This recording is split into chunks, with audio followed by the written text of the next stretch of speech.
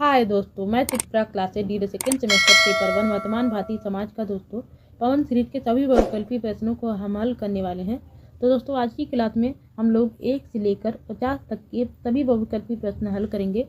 फिर कल की क्लास में दोस्तों 51 से लेकर आगे तक के प्रश्न को हल करेंगे। ताकि दोस्तों हम लोग आज पहला प्रश्न हल करते हैं। पहला प्रश्न है दोस्तों, बौद्ध शिक्षा का प्रमुख केंद्र था आ नालंदा, बा गया, सा गुजरात, ता बंगाल। तो दोस्तों बौद्ध शिक्षा का जो प्रमुख केंद्र था वो था दोस्तों नालंदा। नालंदा दोस्तों एक विश्वविद्यालय है जो बिहार राज्य के राजगीर में स्थित है और यह प्राचीन भारत का प्रसिद्ध शिक्षा का केंद्र था। अब आइए दोस्तों दूसरा प्रश्न देखते हैं। दूसरा प्रश्न है दोस्तों, भारत में आधुनिक शिक्षा का जन्मदाता कहा जाता है आ क्लाइव को, बा चार्ल्स ग्रांट को, सा कॉर्नवालिस को, दा कोई नहीं। तो दोस्तों भारत में आधुनिक शिक्षा का जन्मदाता कहा जाता है दोस्तों बा ऑप्शन चार्ल्स ग्रांट को। इन्होंने अंग्रेजी शिक्षा या ब्रिटिश प्रणाली को प्रारंभ करने तथा व्यवस्थित करने में महान योगदान दिया था। अब आइए दोस्तों तीसरा प्रश्न देखते हैं।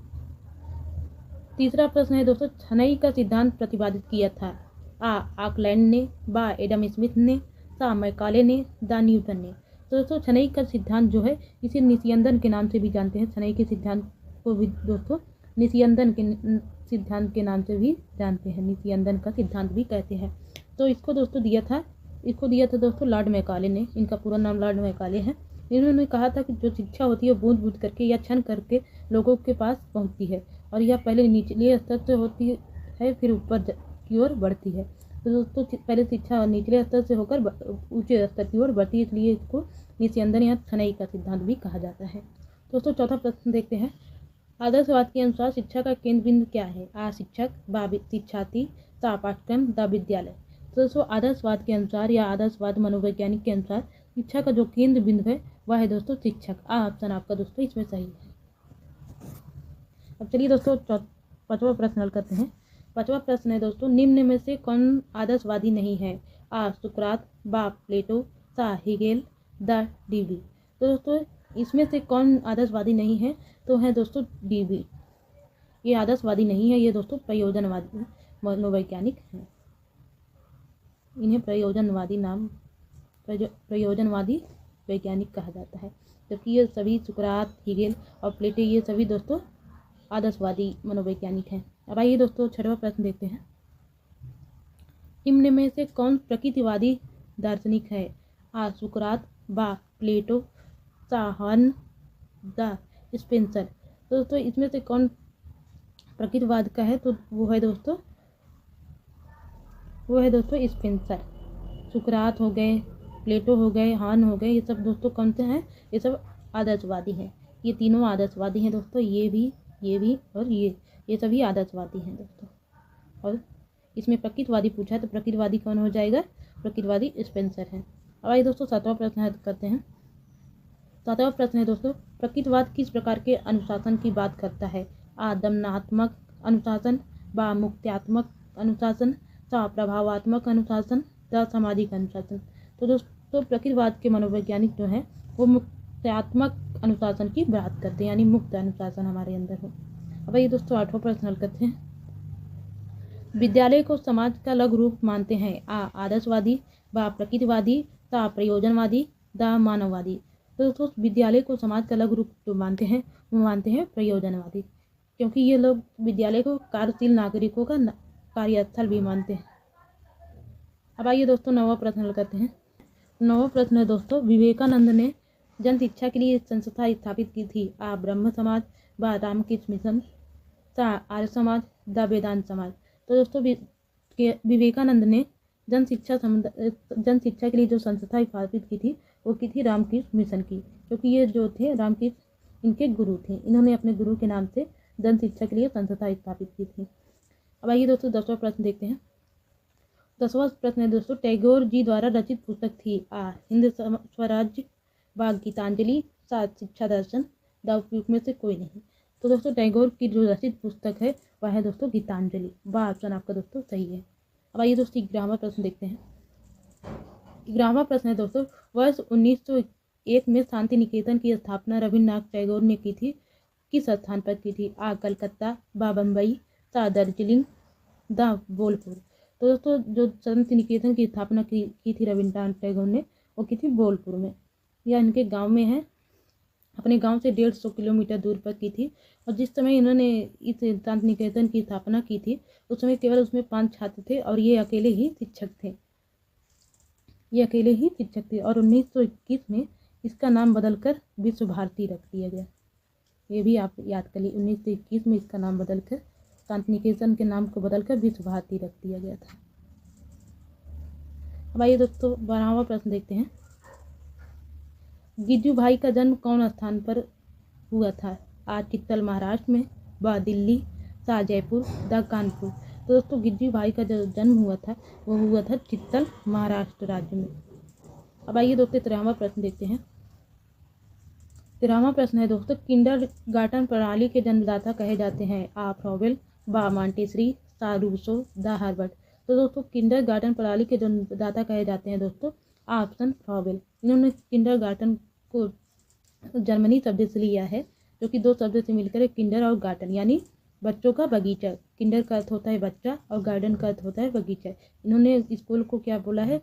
बच्चों का बगीचा। अब आइए दोस्तों आगे 14 प्रश्न देखते हैं। 14वां प्रश्न, बालक को स्वयं ही ज्ञान प्राप्त करने का अवसर दिया जाना चाहिए, शिक्षक को उसके कार्य में कम हस्तक्षेप करना चाहिए, यह कथन दिया है? आ हार्वर्ड ने, बा फ्रॉबेल ने, सा मॉन्टेसरी ने, द कर्मेनियस ने। तो दोस्तों यह कथन दिया है दोस्तों सा ऑप्शन मॉन्टेसरी ने। भाई दोस्तों 15वां प्रश्न देखते हैं। शिक्षा सामाजिक संबंधों का जाल है, यह कथन किसका है? तो यह आ लापियर का, बा गांधी जी, सा रविन्द्रनाथ टैगोर, द मैकाइवर। तो दोस्तों यह कथन जो है यह कथन है दोस्तों द ऑप्शन मैकाइवर का। अब आइए दोस्तों 16वां प्रश्न देखते हैं। समाज की सबसे छोटी इकाई है? आ विद्यालय, बा परिवार, सा सामाजिक संस्थाएं, द व्यक्ति। तो दोस्तों समाज की सबसे छोटी इकाई है दोस्तों वो है व्यक्ति। व्यक्ति में केवल 1 या 2 ही व्यक्ति होते हैं, परिवार में 4 व्यक्ति होते हैं, 5 व्यक्ति होते हैं, और विद्यालय में अनेक सारे विद्यार्थी होते हैं, और सामाजिक संस्थाएं में भी बहुत सारे व्यक्ति होते हैं। तो इसमें सबसे छोटी इकाई जो हो जाएगी वो है व्यक्ति दोस्तों, क्योंकि अकेला व्यक्ति भी समझाता है और बहुत सारे व्यक्ति भी समझाते हैं, लेकिन इसमें खाली व्यक्ति पूछा है, इसलिए समाज की सबसे छोटी इकाई द ऑप्शन व्यक्ति हो जाएगा। अब आइए दोस्तों 17वां प्रश्न देखते हैं। नव विद्यालय को समस्त संसार का नहीं वरन समस्त मानव जाति का आदर्श लघु रूप होना चाहिए, यह किसने लिखा है? आ रेमंड ने, बा टीपी नन ने, सा बालकृष्ण जोशी ने, द रास ने। तो दोस्तों यह कथन दिया है, यह लिखा है दोस्तों टीपी नन ने। अब आइए दोस्तों 18वां प्रश्न देखते हैं। 18वां प्रश्न है दोस्तों, स्कूल शब्द की उत्पत्ति किस भाषा शब्द से हुई? आ फ्रेंच, बा जर्मन, सा लैटिन, द इनमें से कोई नहीं। तो दोस्तों स्कूल शब्द की जो उत्पत्ति हुई है वह हुई है दोस्तों सा ऑप्शन लैटिन से। अब आइए दोस्तों 19वां प्रश्न देखते हैं। 19वां प्रश्न है दोस्तों, निम्नलिखित में से कौन कौन कार्य संपादित करता है? विद्यालय कौन कौन से कार्य संपादित करता है? आ संरक्षण कार्य, बा प्रगतिशील कार्य, सा निष्पक्ष कार्य, द उपयुक्त सभी। तो दोस्तों इसमें सही ऑप्शन हो जाएगा प्रगतिशील कार्य। वैसे संरक्षण कार्य भी हो जाएगा, लेकिन प्रगतिशील यानी बच्चों को बढ़ने के लिए, आगे बढ़ने के लिए प्रेरित करता है और उनकी प्रगति के ऊपर ज़्यादा ध्यान देता है, इसलिए प्रगतिशील कार्य हो जाएगा। बा ऑप्शन आपका दोस्तों इसमें सही हो जाएगा। अब आइए दोस्तों 20वां प्रश्न देखते हैं। 20वां प्रश्न है दोस्तों, किसी राष्ट्र की उन्नति विधानसभाओं, व्यवसायों और कारखानों से नहीं बल्कि विद्यालय से होती है, यह कथन है? आ डॉक्टर रामकृष्णन का, बा बालकृष्ण जोशी का, सा ब्रैडले का, द नन का। तो दोस्तों यह कथन जो दिया है दोस्तों यह दिया है डॉक्टर राधा कृष्णन ने। आइए दोस्तों 21वां प्रश्न देखते हैं। 21वां प्रश्न क्या पूछा है? विद्यालय और समाज के मध्य सशक्त संबंध होने चाहिए क्योंकि स्कूल बड़े समुदाय के अंतर्गत एक लघु समुदाय है। बा दोस्तों ये बा है, आप बना दिए, इसको बा बना लीजिए दोस्तों। सामाजिक मूल्यों को जानने के लिए सा समुदाय को विद्यालय पृथक पृथक हैं, और द ऑप्शन शिक्षा को वास्तविक बनाने के लिए। तो दोस्तों इसमें सही ऑप्शन आपका हो जाएगा द ऑप्शन शिक्षा को वास्तविक बनाने के लिए। आइए दोस्तों 22 प्रश्न देखते हैं। 22 प्रश्न है दोस्तों, राज्य विशिष्ट रूप से कमजोर वर्ग के शैक्षिक व आर्थिक हितों को ध्यान में रखे गए संविधान की धारा में वर्णित है? किस धारा में वर्णित है? आ अनुच्छेद 47, बा अनुच्छेद 45, सा अनुच्छेद 29, द अनुच्छेद 45। तो दोस्तों इसमें सही ऑप्शन आपका हो जाएगा बा ऑप्शन अनुच्छेद 46 और अनुच्छेद 45 में दोस्तों निःशुल्क एवं अनिवार्य शिक्षा का प्रावधान दिया गया है। अब आइए दोस्तों 23वां प्रश्न देखते हैं। 23वां प्रश्न है दोस्तों, जो मूल संपूर्ण विश्व की प्रगति एवं भलाई के लिए से संबंधित होते हैं वे कौन से मूल्य कहलाते हैं? आ सत्य, बा वैश्विक, सा संपूर्ण, द कोई नहीं। तो दोस्तों जो संपूर्ण भलाई या प्रगति के लिए किए जाते हैं वे मूल्य कहलाते हैं वैश्विक मूल्य। अब आइए दोस्तों 24 प्रश्न देखते हैं। एनसीईआरटी ने कितने मूल्यों को स्वीकारा है? आ 83, बा 80, सा 82, द 84। तो दोस्तों एनसीईआरटी ने 83 प्रकार के मूल्य को स्वीकारा है। इसको मैं दोस्तों शॉर्ट वीडियो बनाकर आपको डाल दूंगी, आप देख लीजिएगा कौन से 83 मूल्य हैं। अब ये दोस्तों 25 प्रश्न देखते हैं। हमारे मूल्य हमारे व्यवहार को क्या करते हैं? आदर्शित करते हैं, बा प्रेरित करते हैं, सा नियंत्रित करते हैं, द उपयुक्त सभी। तो दोस्तों जो मूल्य होते हैं वो हमारे व्यवहार को दर्शित भी करते हैं, प्रेरित भी करते हैं और नियंत्रित भी करते हैं। इसलिए सही ऑप्शन आपका हो जाएगा उपयुक्त सभी। अब आइए दोस्तों 26 प्रश्न देखते हैं। 26 प्रश्न है दोस्तों, वर्तमान में बालकों में मूल विकास हेतु सबसे प्रभावी संचार माध्यम कौन सा है? आ समाचार पत्र, बा VCR, सा टीवी, द रेडियो। तो दोस्तों प्रभावी संचार माध्यम जो है वो है टीवी, क्योंकि समाचार पत्र में खाली लिखा होता है, उसे पढ़कर देखा था। और VCR एक प्रकार का रिकॉर्डर होता है और द दोस्तों रेडियो भी एक प्रकार की रिकॉर्डिंग होती है जिसमें हम लोग सुनकर समझ सकते हैं। और टीवी होती है उसे देखकर और सुनकर भी हम जान सकते हैं, इसलिए प्रभावी संचार का माध्यम यही होगा। आइए दोस्तों 27 प्रश्न देखते हैं। निम्न में से कौन वर्तमान भारत में राष्ट्रीय एकीकरण के लिए कौन सी बाधाएं हैं? आ जातिवाद, बा सांप्रदायिकता, सा प्रांतीयता, द उपयुक्त सभी। तो दोस्तों इसमें सही ऑप्शन आपका हो जाएगा समाज में जो बाधाएं हैं या राष्ट्रीय एकीकरण के लिए जो बाधाएं हैं वो सभी है। जातिवाद भी है, सांप्रदायिकता भी है और प्रांतीयता भी है, इसलिए ऑप्शन आपका दोस्तों सही हो जाएगा। अब आइए दोस्तों 28वां प्रश्न देखते हैं। राष्ट्रीय एकीकरण का अर्थ है सभी भारतीयों को एक जैसा होना, बा भारतीयों में सांस्कृतिक विभिन्नताओं को स्वीकार करना, सा सभी भारतीयों को किसी एक संप्रदाय का समर्थक बनाना, दा सभी भारतीयों को एक जैसी पोशाक पहनाना।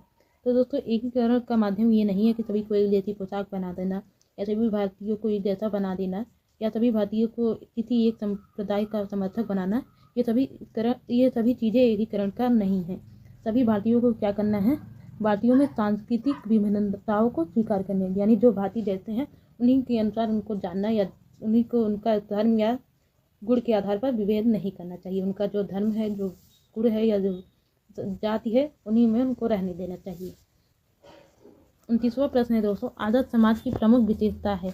आ धन दौलत, बा स्वास्थ्य, साक्षरता, द अनुशासन। तो दोस्तों आदर्श समाज की जो प्रमुख विशेषता है वो है दोस्तों साक्षरता, यानी पढ़ा लिखा होना। अब आइए दोस्तों 30वां प्रश्न देखते हैं। बच्चों को समाजीकरण का आदि व्यक्ति है? आ शिक्षक, बा माता, सा पिता, द धर्म उपदेशक। तो समाजीकरण का जो आदि व्यक्ति है वो है माता। पहले बच्चे को माता ही सब कुछ सिखाती है, उसकी पहली जो शिक्षक होती है माता होती है दोस्तों। आइए दोस्तों 31वां प्रश्न देखते हैं। विद्यालय समाज का लघु रूप है या कथन किसका है? आ डीवी या डीवी का। दोस्तों इनको डीवी भी कहा जाता है, कहीं कहीं पर डीवी भी। इनका पूरा नाम दोस्तों जॉन डीवी है, तो कहीं कहीं पर ऐसे जॉन डीवी लिखा होता है, कहीं पर दोस्तों डीवी लिखा है। इसमें आप कंफ्यूज मत होइएगा, अगर डीवी दिया जाएगा तो समझ लेना कि इन्हीं का नाम है। तो दोस्तों यह कथन किसका है? डीवी का, बा थॉमसन का, सा ओटावे का, द ब्राउन का। तो दोस्तों शिक्षा को समाज का जो लघु रूप माना है वो माना है दोस्तों जॉन डीवी ने। इनका पूरा नाम दोस्तों जॉन डीवी है। ऑप्शन आपका दोस्तों सही हो जाएगा। अब आइए दोस्तों 32 प्रश्न देखते हैं। 32 प्रश्न है दोस्तों, शिक्षा का सर्वोपरि उद्देश्य क्या है? आ सामाजिक दक्षता, बा व्यवसायिक दक्षता, सा मानव निर्माण, द नागरिक दक्षता। तो दोस्तों शिक्षा का सर्वोपरि जो है वो है दोस्तों मानव का निर्माण, यानी मानव को निर्माण करना, यानी मानव को साक्षर बनाना या पढ़ा लिखा बनाना। अब आइए दोस्तों 33 प्रश्न देखते हैं। एमिल की रचना किसने की है? आ पेस्टालादी ने, बा प्लेटो ने, सा रसेल ने, द रूसो ने। दोस्तों यह कई बार रिपीटेड प्रश्न पूछा जाता है या कई बार पूछा गया प्रश्न है। तो दोस्तों एमिल की रचना जो की है वो की है दोस्तों रूसो ने। ये दोस्तों एक आदर्शवाद मनोवैज्ञानिक है। अब आइए दोस्तों 34 प्रश्न देखते हैं। 34 प्रश्न है दोस्तों, मूल्य संकट का प्रमुख कारण है आ भाषावाद, बा क्षेत्रवाद, सा संप्रदायवाद, द स्वार्थपरता। तो दोस्तों मूल्य संकट का प्रमुख जो कारण है वो है दोस्तों स्वार्थपरता। तो आइए दोस्तों 35वां प्रश्न देखते हैं, शिक्षा एक त्रिमुखी प्रक्रिया या किस शिक्षा शास्त्री की देन है? आ जॉन डेवी, बा रॉस, साइडम, द हिगिंस। तो दोस्तों शिक्षा एक त्रिमुखी प्रक्रिया यह दिया है दोस्तों जॉन डेवी ने। इन्होंने शिक्षा को तीन मुखी प्रक्रिया कहा है जिसमें शिक्षक, छात्र तथा पाठ्यक्रम आते हैं। और एडम्स ने दोस्तों द्विमुखी प्रक्रिया दिया है। तो ये प्रश्न पूछा जाता है कि किसने शिक्षा को त्रिमुखी प्रक्रिया कहा है। अगर त्रिमुखी कहा जाएगा तो जॉन डेवी है और द्विमुखी कहा जाएगा दोस्तों एडम्स हो जाएगा। अब आइए दोस्तों 36 प्रश्न देखते हैं। 36 प्रश्न है दोस्तों, शिक्षा का कार्य उत्तम नैतिक चरित्र का विकास करना है, किस शिक्षा शास्त्री का विचार है? आ अरस्तु, बा प्लेटो, ता सुकरात, द हर्वार्ड। तो दोस्तों यह कथन जो दिया है या विचार जो दिया है हर्वार्ड ने। किसने दिया है दोस्तों? हर्वार्ड ने। अब आइए दोस्तों 37 प्रश्न देखते हैं। 37 प्रश्न है दोस्तों, शिक्षा अर्थपूर्ण व नैतिक प्रक्रिया है, अतः वह कल्पना नहीं की जा सकती है कि वह उद्देश्य विहीन है, किस शिक्षा शास्त्री का विचार है? आप प्रोफेसर हिगेल की, बा प्रोफेसर बागले की, सा रिवलिन की, द डीवी की। दोस्तों यह कथन जो यह विचार जो है वह है दोस्तों साप्सम रिवलिन के। अब आइए दोस्तों 38 प्रश्न देखते हैं। 38 प्रश्न है दोस्तों, मेरा उद्देश्य बालक का मस्तिष्क को ज्ञान से सजाना नहीं वरन उसे यह भी सिखाना है कि जब वह आवश्यक है ज्ञान का प्रयोग कर सके, किसी शिक्षा शास्त्री की कथन है? आ महात्मा गांधी, व स्वामी विवेकानंद, सा रविन्द्रनाथ टैगोर, सा रूसो। दोस्तों यह जो कथन है दोस्तों यह कथन है रूसो की। द ऑप्शन आपका दोस्तों सही है। ज्ञान वह पंख है जिसकी सहायता से कम स्वर्ग की प्राप्ति कर सकते हैं, यह कथन है मिल्टन का, व शेक्सपियर का, सा व्हाइट हेड का, द एडम्स का। तो दोस्तों यह कथन जो है वो दिया है दोस्तों शेक्सपियर ने। वह ऑप्शन आपका दोस्तों सही हो जाएगा। अब आइए दोस्तों 40 प्रश्न आज का हल करते हैं। चलिए 40 प्रश्न हल करते हैं। 40 प्रश्न है दोस्तों, समाज विहीन व्यक्ति कोरी कल्पना है, यह कथन किसका है? आ रेमन, बा रॉस, सा जॉन डेवी, द प्लेटो। तो दोस्तों यह कथन जो दिया है वो दिया है रेमंड ने। ऑप्शन आपका दोस्तों इसमें सही है। अब आइए दोस्तों 41 प्रश्न हल करते हैं। 41 प्रश्न है, प्रयोगवादी विचारधारा का सबसे बड़ा समर्थक कौन सी दर्शन शास्त्री है? आ टीपीनन, सा जॉन डेवी, बा स्मिथ, द स्पीयर। तो दोस्तों प्रयोगवादी जो विचारधारा का सबसे बड़ा समर्थक है वो दोस्तों है टीपीनन, प्रयोगवादी का। और ये सभी भी प्रयोगवादी के हैं लेकिन सबसे बड़ा पूछा गया तो सबसे बड़ा टीपीनन है दोस्तों। अब आइए दोस्तों 42 प्रश्न देखते हैं। किस दार्शनिक का मानना है कि शिक्षा का उद्देश्य नहीं होता, उद्देश्य तो खाली व्यक्ति के होते हैं? यह कहा है किसने? आ जॉन डेवी ने, बा पीएस ने, सा कांट ने, द हेरोक्लिटस ने। तो दोस्तों यह कहा है दोस्तों जॉन डेवी ने। ऑप्शन आपका दोस्तों इसमें सही है। अब आइए दोस्तों 43 प्रश्न देखते हैं। कर्कविद का सिद्धांत किस दार्शनिक विचारधारा की देन है? आ अस्तित्ववाद, बा प्रयोजनवाद, सा प्रकृतिवाद, द आदर्शवाद। तो दोस्तों यह जो विचारधारा की देन है यह दोस्तों प्रकृतिवाद मनोवैज्ञानिक की देन है, क्योंकि इन्होंने कहा है कि बच्चा जब तक किसी कार्य को करेगा नहीं तब तक वह सीख नहीं पाएगा, इसलिए किसी कार्य को पहले किया जाता है फिर उसी के माध्यम से हम सीख सकते हैं। अब ये 244 प्रश्न देखते हैं। अध्यापक का स्थान पर्दे के पीछे है, यह किस वाद ने स्वीकार किया है? आ प्रकृतिवाद ने, बा आदर्शवाद ने, सा योगवाद ने, द न्यायवाद ने। तो दोस्तों यह जो स्वीकार किया है वो किया है प्रकृतिवाद ने। इन्होंने कहा है अध्यापक का जो कार्य होता है या स्थान होता है पर्दे के पीछे होता है और पर्दे के पीछे से ही अध्यापक बच्चों को सिखाता है। अब आइए दोस्तों 45 प्रश्न देखते हैं। आदर्शवाद सत्य एवं यथार्थ रूप में किसे स्वीकार करता है? आ भौतिक संसार, बा आध्यात्मिक संसार, सा आध्यात्मिक एवं भौतिक दोनों, द इनमें से कोई नहीं। तो दोस्तों आदर्शवाद सत्य एवं यथार्थ रूप से स्वीकार करता है दोस्तों आध्यात्मिक संसार को। वह ऑप्शन आपका दोस्तों इसमें सही है। अब आइए दोस्तों 46 प्रश्न देखते हैं। आत्मा ही इस संसार का पदार्थ है और मानसिक स्वरूप सत्य है, किस दार्शनिक का विचार है? आ ब्रूवेकर का, बा हेंडरसन का, सा रॉस का, द जेम्स का।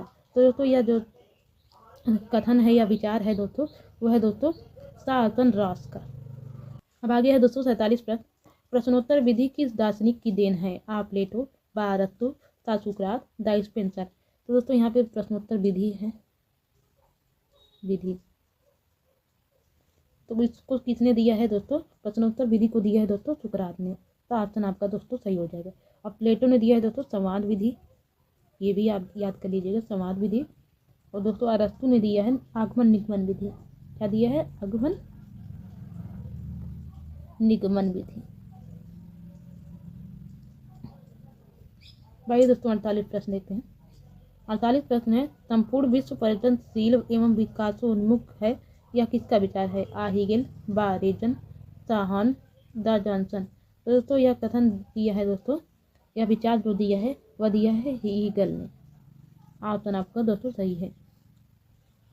अब निम्न में से कौन सी शिक्षा विधि के प्रणेता प्लेटो हैं? आ प्रश्नोत्तर, ब व्याख्या, सा संबद्ध विधि, द आलोचनात्मक विधि। तो दोस्तों किस शिक्षण विधि के प्रणेता प्लेटो हैं? संबंध यानी संवाद विधि, यानी संवाद विधि। तो ऑप्शन आपका दोस्तों इसमें सही हो जाएगा। अब ये दोस्तों आज का लास्ट प्रश्न देखते हैं। कल फिर से इसके 51 से लेकर 97 तक के प्रश्नों को हल करेंगे। आज का ये लास्ट प्रश्न है, स्कूल और समाज पुस्तक किस दार्शनिक द्वारा रचित या लिखित है? आज जॉन डीवी, बा हैरिंगटन, सा अगस्ट काम्टे, द डनकन। तो दोस्तों यह जो स्कूल और समाज पुस्तक लिखी है, यह लिखी है दोस्तों जॉन डीवी ने।